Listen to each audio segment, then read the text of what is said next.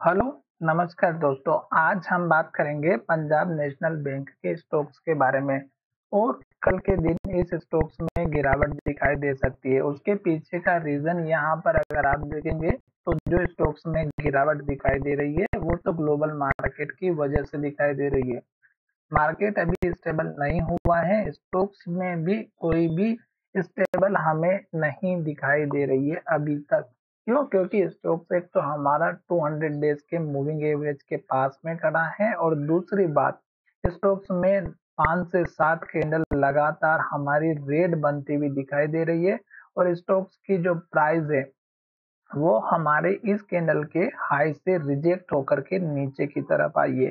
तो अभी अगर आप देखेंगे तो स्टॉक्स के जितने भी पुराने लेवल्स होते हैं उनको आप नोट करके जरूर रखिएगा, क्योंकि जब भी स्टॉक्स पुराने लेवल्स के पास आता है मार्केट में गिरावट होती है। और अगर आप यहाँ पर देख रहे होंगे तो यहाँ से प्राइस को रिजेक्शन मिला और स्टॉक्स एक के बाद एक फिर से रेड कैंडल बनाते हुए लो बनाते हुए स्टॉक्स नीचे की तरफ आ रहा है। मार्केट में भी गिरावट आई है, ग्लोबल मार्केट भी अभी किसी दिन गैप अप ओपन होता है, किसी दिन गैप डाउन ओपन होता है। कभी 200 पॉइंट निफ्टी ऊपर हो रही है ओपन तो कभी 200 पॉइंट नीचे। तो अभी स्टेबिलिटी नहीं दिखाई दे रही है।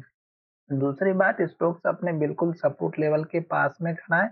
इस कैंडल का जो लो था 114 रुपए 15 पैसे का था। स्टोक्स हमारा इसी लेवल के पास में बिल्कुल लो बना करके खड़ा हुआ है। उसके बाद का जो छोटा सा सपोर्ट लेवल 112 रुपए 52 पैसे का है। अब स्टोक्स यहीं पर ये लेवल को अगर तोड़ता है तो यहीं पर हमारा 200 दिनों के मूविंग एवरेज का सपोर्ट भी है, जो कि 111 रुपए 111.33 की वैल्यू को शो कर रहा है। तो अभी हमें क्या करना चाहिए कि जब तक स्टॉक्स हमारा इस सपोर्ट लेवल के पास में खड़ा है, इसके ऊपर है, तब तक हमें बिंदास बैठे रहना है। नई फ्रेश एंट्री हम बिल्कुल भी नहीं करेंगे, क्योंकि अगर स्टॉक 200 दिनों के मूविंग एवरेज के नीचे चला जाएगा तो फिर स्टॉक समय में और गिरावट दिखाई दे सकती है।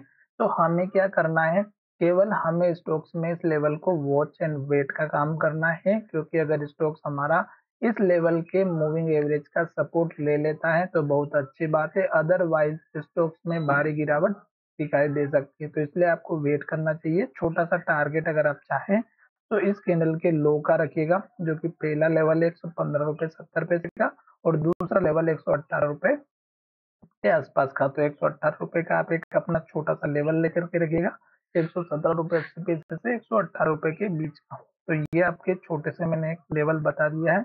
इससे बड़ा टारगेट नहीं लेके चलना है, क्योंकि मार्केट में बड़ी गिरावट दिखाई दे रही है और अगर स्टॉक्स हमारा 200 दिनों के मूविंग एवरेज के लेवल को तोड़ देगा तो नीचे जा सकता है। साथ ही हमारी एक सिंपल सी मेथड है, जो कि रेड कैंडल।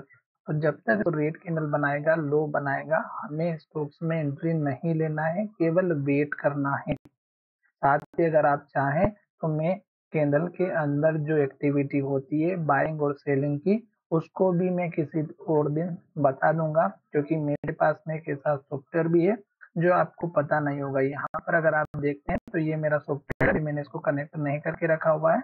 ये सॉफ्टवेयर में पता चल जाता है कि मार्केट में आज के दिन कितनी बाइंग हुई है, कितनी सेलिंग हुई है, वो सब चीज हम यहाँ पर पता कर सकते हैं। तो अभी फिलहाल मुझे ये स्टॉक्स नेगेटिव डायरेक्शन में दिख रहा है, तो आप केवल वेट कीजिएगा।